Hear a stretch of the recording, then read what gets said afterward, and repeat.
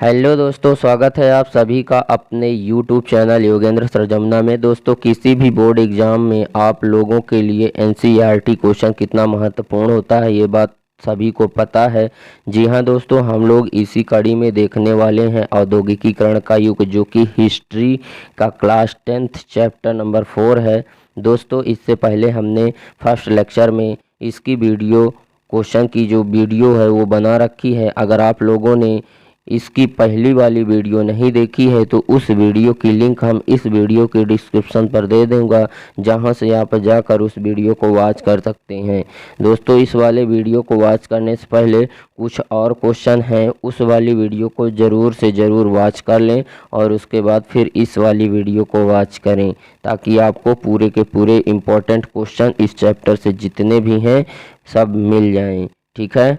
औद्योगिकीकरण का युग, दोस्तों जो ये चैप्टर है इससे NCERT के जितने सारे सवाल हैं, जितने सारे प्रश्न उत्तर हैं, सभी को देखने वाले हैं। दोस्तों, मैं एक बात बता दूं कि अगर आप बोर्ड एग्ज़ाम देने जा रहे हैं तो इससे बाहर कोई भी सवाल नहीं पूछा जाएगा। मैं इन इम्पोर्टेंट क्वेश्चन के आंसर को एक्सप्लेन किया हूँ, इसलिए कोई भी क्वेश्चन इससे बाहर जाने वाला है ही नहीं। तो आप लोगों पहले इस चैप्टर को पढ़े हो या नहीं पढ़े हो, कोई दिक्कत वाली बात, परेशानी वाली बात नहीं है। अगर आप लोग इस वीडियो को शुरू से लेकर अंत तक बिना स्किप किए हुए देखते हैं तो आप लोगों के लिए जो है तो यह बहुत महत्वपूर्ण होने वाली है। तो अगर आप लोग को वीडियो पसंद आए तो वीडियो को लाइक और दोस्तों में शेयर ज़रूर करें तथा कमेंट बॉक्स में अपना प्यारा सा कमेंट भी अवश्य दें कि हमारा आपको यह वीडियो कैसे लगा। तो चलिए दोस्तों, बिना किसी देरी के वीडियो को स्टार्ट करते हैं, जिसमें हम देखते हैं कि हमारा पहला प्रश्न इस प्रकार से है, गुमास्ता कौन थे? गुमास्ता के दो कार्य लिखिए। तो दोस्तों, गुमास्ता कौन थे? तो यह जो है तो वेतन प्राप्त करने वाले कर्मचारी होते थे, जो कि ईस्ट इंडिया कंपनी के द्वारा नियुक्त किए जाते थे। किस लिए? बुनकरों पर नियंत्रण रखने के लिए। ठीक है, वही गुमास्ता कहलाते थे। इसके प्रमुख कार्य थे कि बुनकरों पर निगरानी रखना, ठीक है, कि वह जो है तो अपना कार्य ठीक तरह से कर रहे हैं कि नहीं कर रहे हैं। ठीक है, ये कार्य का ये देखना उनका जो है तो प्रमुख कार्य होता था। ठीक है, गुमास्ता का दूसरा प्रमुख कार्य होता था कि बुनकरों के द्वारा जो माल तैयार कर लिया गया है उसको इकट्ठा करने का कार्य होता था। ठीक है, उसके बाद हमारा जो दूसरा क्वेश्चन है उसको देख लेते हैं। हमारा दूसरा क्वेश्चन है, स्टेपलर, फुलर्स और कार्डिंग से क्या आशय है? तो दोस्तों, स्टेपलर जो होता है यह कोई व्यक्ति होता है जो रेसों के हिसाब से उनको स्टेपल करता है और या छांटता है, उसी को स्टेपलर कहते हैं। ठीक है, फुलर्स क्या है? यह भी एक व्यक्ति होता है जो चुन्नटों के सहारे कपड़ों को समेटता है, वही जो है तो फुलर्स कहलाता है। ठीक है, और कार्डिंग की अगर बात करें तो यह कोई एक प्रक्रिया है जिसमें कपास या ऊन के रेशों को कताई के लिए तैयार किया जाता है, कार्डिंग कहलाती है। ठीक है, उसके बाद हमारा जो क्वेश्चन नंबर 3 है वो इस प्रकार से है कि भारतीय व्यापारियों को निर्यात व्यापार का नेटवर्क कब और क्यों टूटने लगा? तो भारतीय व्यापारियों का जो नेटवर्क है निर्यात वाला, भारतीय व्यापारियों के निर्यात व्यापार का जो नेटवर्क है वह 1750 ईस्वी में टूटने लगा। इसलिए टूटने लगा क्योंकि यूरोपीय कंपनियां जहां पर ये लोग व्यापार करते थे वे कंपनियां जो है तो भारत खुद आने लगी थी। इसकी वजह से जो है तो भारतीय व्यापारियों का जो निर्यात व्यापार का नेटवर्क है वह टूटने लगा था। और इस व्यापार में इस भारतीय व्यापारियों के निर्यात व्यापार के नेटवर्क में सबसे ज़्यादा महत्वपूर्ण योगदान व्यापारी और बैंकर लोग लगाते थे। ठीक है, उसके बाद हम देख लेते हैं हमारा जो क्वेश्चन नंबर 4 है उसको हम देख लेते हैं कि जाबर किसे कहते थे तथा जाबर मजदूरों पर किस प्रकार से जो है तो नियंत्रण करते थे। जाबर यह उद्योगपतियों के द्वारा कारखानों में नए मजदूरों को नियुक्ति करने के लिए जो है तो कर्मचारी की व्यवस्था है। ठीक है, जाबर क्या है? कर्मचारी हैं जो कि नए मजदूरों की भर्ती करते थे।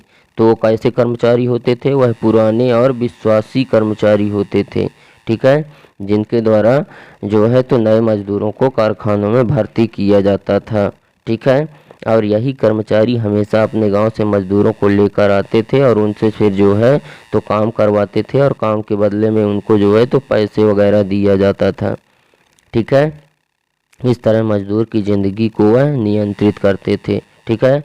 उसके बाद हमारा जो क्वेश्चन नंबर 5 है वो इस प्रकार से है कि 1840 के दशक के बाद रोजगार की स्थिति का विश्लेषण कीजिए। मतलब 1840 ईस्वी के बाद रोजगार की स्थिति क्या थी। ठीक है, तो 1840 के बाद शहरों में निर्माण और विकास कार्य बहुत तेजी से होने लगा, जिसके कारण वहाँ लोगों को रोजगार के नए नए अवसर मिलने लगे।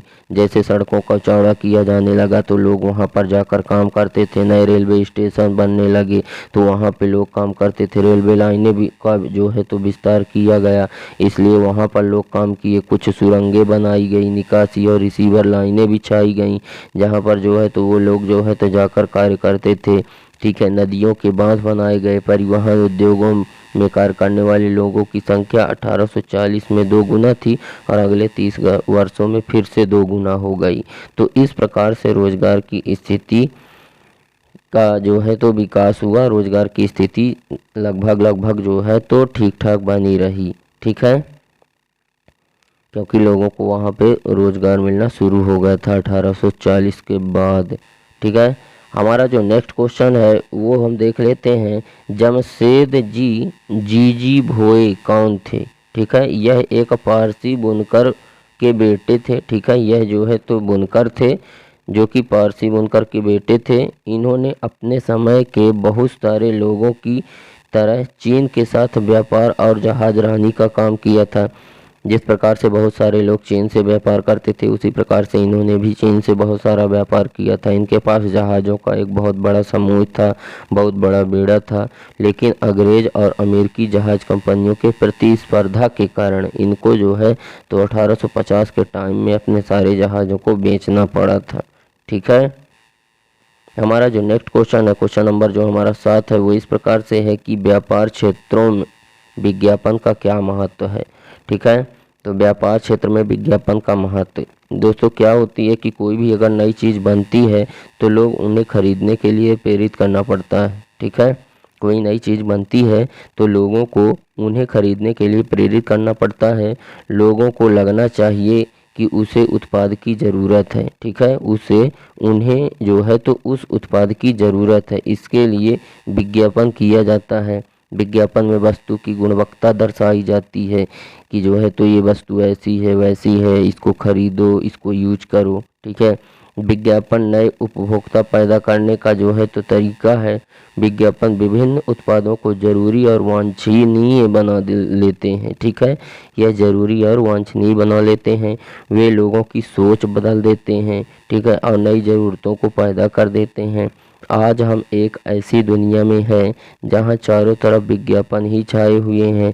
अखबारों, पत्रिकाओं, होल्डिंग्स और दीवारों, टेलीविज़न के पर्दे पर सभी जगह विज्ञापन छाए हुए हैं। ठीक है, सभी जगह जो है तो क्या है कि विज्ञापन छाए हुए हैं। लेकिन अगर हम पीछे मुड़कर देखें तो हमें पता चलता है कि औद्योगिकीकरण की शुरुआत से पहले ही विज्ञापन ने विभिन्न उत्पादों के बाजार को फैलाने और एक नई उपभोक्ता संस्कृति रचना में अपनी महत्वपूर्ण भूमिका निभाई थी। ठीक है, तो इस तरह से जो है तो व्यापार के विकास में विज्ञापन का महत्वपूर्ण योगदान रहा। तो उम्मीद करते हैं दोस्तों वीडियो को लाइक और दोस्तों में शेयर ज़रूर करें तथा कमेंट बॉक्स में अपनी राय भी अवश्य दें कि आखिर आपको हमारी यह वीडियो कैसे लगी। दोस्तों अगर आप हमारे चैनल पर नए हैं तो हमारे चैनल को फटाफट से सब्सक्राइब कर दें एंड बेल आइकन भी प्रेस कर दें ताकि हमारी नई नई वीडियो की नोटिफिकेशन आप तक सबसे पहले मिले। तो दोस्तों आज के लिए बस इतना ही। मिलते हैं आप सभी से नेक्स्ट वीडियो में। जब तक के लिए जय हिंद।